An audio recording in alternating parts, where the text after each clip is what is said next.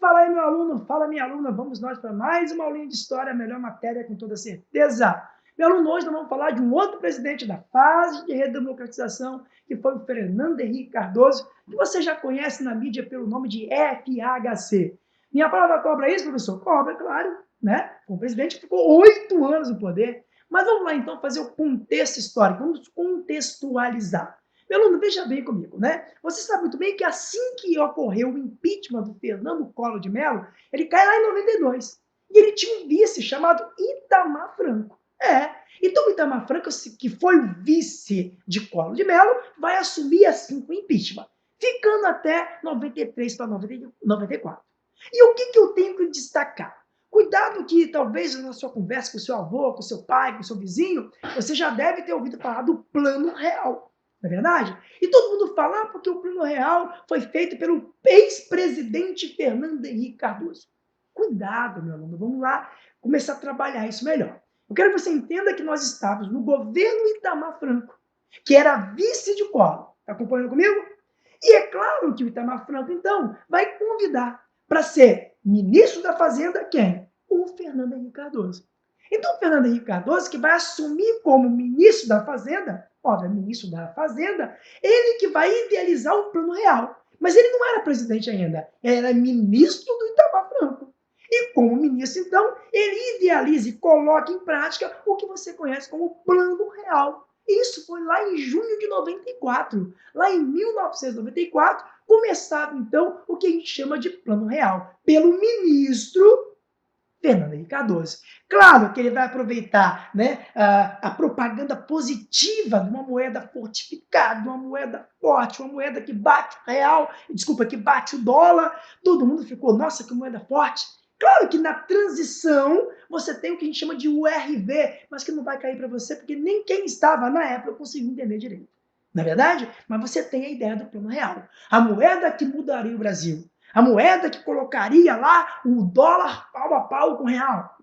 Não foi bem assim, mas essa propaganda colou. Tanto é que com as moedinhas, meu aluno, você comprava um monte de coisa.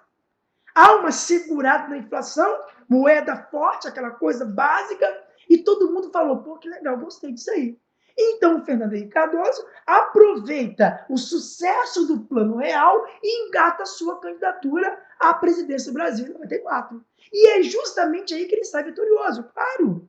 Ele bate na frente de todos os seus candidatos como o criador da moeda que tiraria o Brasil daquela instabilidade econômica que a gente já falou, né, em aulas anteriores. A ideia é comprar do povo, deposita o voto no Fernando Henrique Cardoso e começar, então, o governo FHC.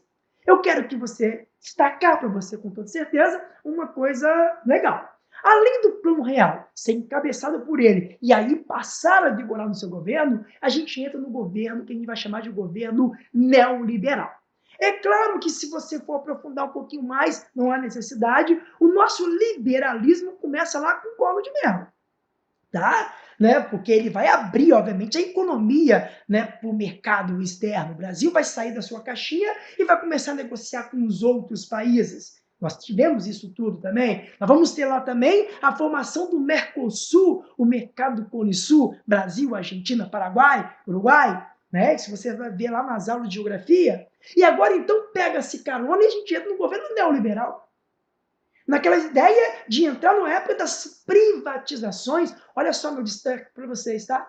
Caiu no Enem Fernando Henrique Cardoso, você vai lembrar da era das privatizações. Eu não posso esquecer isso, claro que não, de jeito algum. A gente vai começar a privatizar e entrando na época neoliberal, tá bom? Isso a gente não pode esquecer. Mas, meu aluno, também vou destacar o seguinte, entre o seu primeiro para o segundo mandato, a gente vai ter a ideia da reeleição.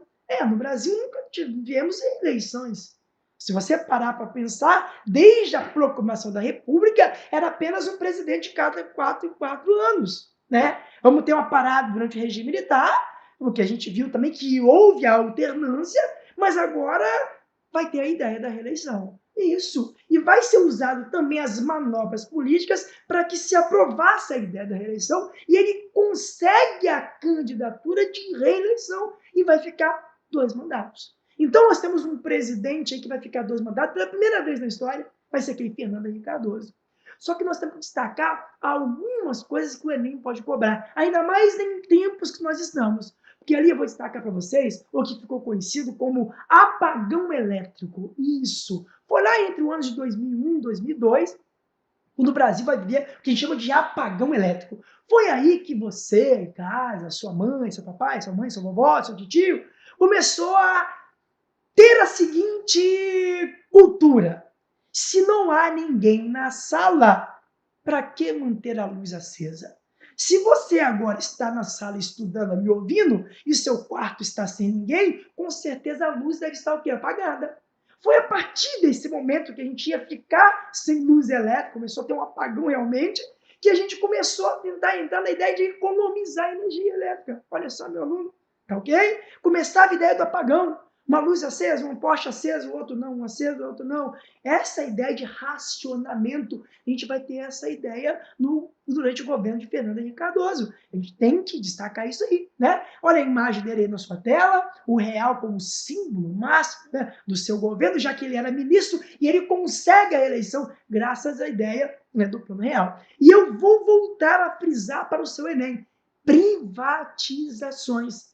Nós tivemos algo também que talvez você não precise acrescentar muito, que é o risco país diminuindo. O que seria o risco país? É a possibilidade ou não de alguém investir no Brasil. Então, diante da ideia, né, de uma moeda forte, começavam então investimentos.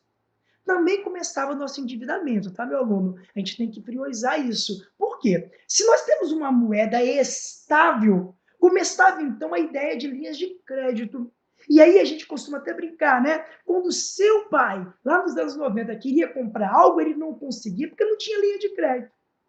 Porque não tinha uma moeda forte. E agora começa a ideia da estabilidade. Essa estabilidade, daqui adiante, a gente vai ver nas próximas aulas, vai levar alguém aos endividamentos. Porque tudo que seu pai não podia comprar na época da instabilidade, ele vai agora querer comprar na época da estabilidade. E a gente tem que sim marcar o plano real como ministro da estabilidade econômica brasileira. A gente não pode deixar de ver isso. Tá bom, professor, então desses 8 anos, o que eu vou levar para a minha prova? Sim, neoliberalismo. A ideia liberal entra no Brasil com força total. Tanto é que eu vou privatizar. Tudo bem que é uma crítica de alguns professores, né? Porque a gente começa a privatizar aquilo que dava dinheiro. Alguns destaques aí, como está na sua tela. A Companhia Vale do Rio Doce, que vai virar hoje Vale. A Telebrás. Alguns exemplos aí para você ver que foram privatizadas. Ou seja, o dinheiro passa a não ser mais do controle estatal e passa a ser controle de acionista, que geralmente vão pegar essa grana e não vão deixar aqui, vão levar para os seus países de origem. Essa é uma crítica que as pessoas fazem à época das privatizações. E aí você, em casa, você vai fazer o seu julgamento, tá? Nós não estamos aqui para julgar se é certo ou errado, mas o Enem não quer saber disso. O Enem quer saber se você sabe do contexto histórico. Tá, terminado esses 8 anos aí, pessoal, nós vamos entrar então no governo Lula. Para a gente falar do governo Lula, obviamente, o que a gente falou agora, né? O FHC, ele começa a ideia de uma estabilidade econômica, já tínhamos a estabilidade política, né? E agora a gente pega a carona do governo Lula. Só que eu quero destacar para você o seguinte: o Lula foi candidato em 89, perdeu as eleições para quem? Para o Collor de Mello. Não é verdade? 94, FHC. 98, perdeu para o FHC de novo. E por que em 2002, então, ele passa a ser presidente do Brasil? Claro que você já viu em discussão com professores, pela mídia e até mesmo em alguns livros didáticos, mas a vida toda o pobre votou em Lula. Cuidado com o Enem, cuidado com o Charges. A gente tem que entender que em 2002 alguma coisa muda. Porque eu não posso atribuir a vitória de Lula somente ao voto daquelas pessoas que eram totalmente humildes e pobres. Não, cuidado com essas questões históricas, tá? Alguma coisa em 2002 mudou. Então eu posso afirmar, como já cobrou, né, em alguns vestibulares, que nós temos aqui a confiança da classe média nele. Então, os votos que faltavam, acabaram então agora em 2012 indo para ele, então ele passa a ser presidente do Brasil. Tá, até porque a roupagem era outra, o discurso é totalmente diferente de 89, de 94, 98. Gente, o contexto histórico. Durante todo esse tempo ele vai se aprimorando no seu discurso político e passa a falar aquilo que a classe média queria ouvir. não ao boicote, melhorar a questão do econômico, melhorar a questão da visibilidade internacional, continuar com as conquistas do povo e da classe média. Isso tudo vai fazer com que em 2002 ele viesse então a ser o presidente do Brasil. E o que eu vou destacar para o nosso Enem? O campo social. Claro, né, meu amigo? O campo social eu vou ter que destacar, porque o Enem vai bater nisso. No campo social, vamos discutir, destacar o Fome Zero, o Bolsa Família, o programa Minha Casa Minha Vida. Eu não preciso, né, professor, saber isso tudo de cor, não. Não, você não precisa. O que você tem que entender é que o programa Bolsa Família, ele continua até hoje. Você está me assistindo aqui e o Bolsa Família está vigente. Embora você deve ter visto algumas discussões da mudança do plano, mas isso não aconteceu ainda. Então, quando o seu Enem estiver em plena vigência, você vai estar falando ainda sobre Bolsa Família. Então, o que eu quero que você entenda? Nós não estamos aqui para discutir a sua aplicabilidade. Não, nós vivemos no Brasil. É claro que você tem um plano, até muito legal de passagem, porém a sua execução talvez não. Há pessoas que precisariam ganhar e não ganham. Há pessoas que não precisam receber o Bolsa Família e recebem. Você sabe muito bem disso. Deve ter alguém no seu bairro, na sua cidade. Então não vamos discutir isso. Nós estamos discutindo a execução, mas a ideia, cuidado com o Exame Nacional do Ensino Médio. A ideia, ela é legal. Ela tem um plano até executável, só que a sua execução não está dando certo. Todo mundo sabe disso. Então vamos destacar aí Fome Zero, Bolsa Família, programa Minha Casa Minha Vida. Pessoal, a gente vai entrar no momento em que toda aquela estabilidade iniciada com o plano real agora vai gerar algo que talvez seja negativo para alguns, que eu vou falar de quê? Do endividamento brasileiro. Vamos identificar o seguinte, quando o seu avô, seu pai, lá nos anos 90, queria comprar alguma coisa, ele não tinha crédito, não tinha moeda forte. Aí vem o Fernando Henrique Cardoso, implanta uma moeda que teoricamente deu certo. Começa a estabilidade econômica. Agora, no governo Lula, a gente tem o quê? Uma ampliação do crédito. E quando você tem ampliação do crédito somado a uma moeda estável, claro que as pessoas vão se endividar, não tenha dúvida nisso. Claro, imagine você aí, meu aluno, está me assistindo agora, querendo comprar uma TV maior para sua casa. Sei lá quanto custa, R$ 2.000. Ah, eu não tenho dinheiro. Aí você vai na loja. A loja te oferece você comprar essa televisão de 2.000 dividido em 300 mil vezes. Você não tem 2.000 à vista, mas você pode pagar uma parcela pequenininha. E são nessas parcelas que o povo acaba o quê? Se endividando, meu aluno. A economia gira? Gira. Mas tem uma contrapartida e essa contrapartida também foi discutida durante o governo. Vamos destacar os BRICS. Na aula de geografia você aprendeu Brasil, Rússia, Índia, China e o sul-africano, ou África do Sul. Países que tinham tudo para serem potências em 2020, olha só. Nós estamos no ano 2020, se isso vai acontecer ou não vai acontecer, meu aluno, não cabe a nós, né? Mas a projeção era essa, e lá estava o Brasil, país em desenvolvimento, se destacando. Claro que nem tudo foi flores, meu aluno. Nós tivemos escândalos, tivemos corrupção, tivemos a escândalo mensalão, tivemos um monte de coisa. Isso dificilmente a prova vai cobrar, porque ainda estão sendo julgados, ainda estamos sendo gente ainda sendo investigada, então não vamos tentar nesses detalhes, porque a MEI não vai cobrar, porque todo governo teve escândalo, todo governo tem corrupção. Então, não vamos ficar presos a isso. Mais um detalhe nós vamos ter que entender. A transição do governo Lula para a presidenta Dilma Rousseff, a ex-presidente Dilma Rousseff, ela tem um viés aqui de continuidade, pelo menos seria assim. Mas, como vocês acompanharam, ela acaba sendo impeachmentada também. O segundo presidente impeachmentado do Brasil. Não é verdade? Ela tenta dar continuidade aos projetos do ex-presidente Lula, acaba, às vezes, se embaralhando para alguns, acertando para outros, né? Há uma pressão interna e externa, e como vocês acompanharam na mídia, e dificilmente o Enem vai cobrar isso, ela acaba, então, sendo impeachmentada, e vocês também acompanharam isso, na verdade? E quem continua em seu lugar, né, foi então o presidente Michel Temer, ou ex-presidente Michel Temer, até a candidatura e a eleição de Jair Bolsonaro. Então, o Enem não vai cobrar mais do que isso para você. Eu quero que você entenda que entre os quesitos, ou entre os pré-requisitos do impeachment da ex-presidente Dilma Rousseff, que eu dificilmente irá cobrar para vocês, obviamente o que estava em voga o que se chamou de pedaladas fiscais. Eu acho muito complexo para você entender, mas eu vou tentar ser o mais didático possível.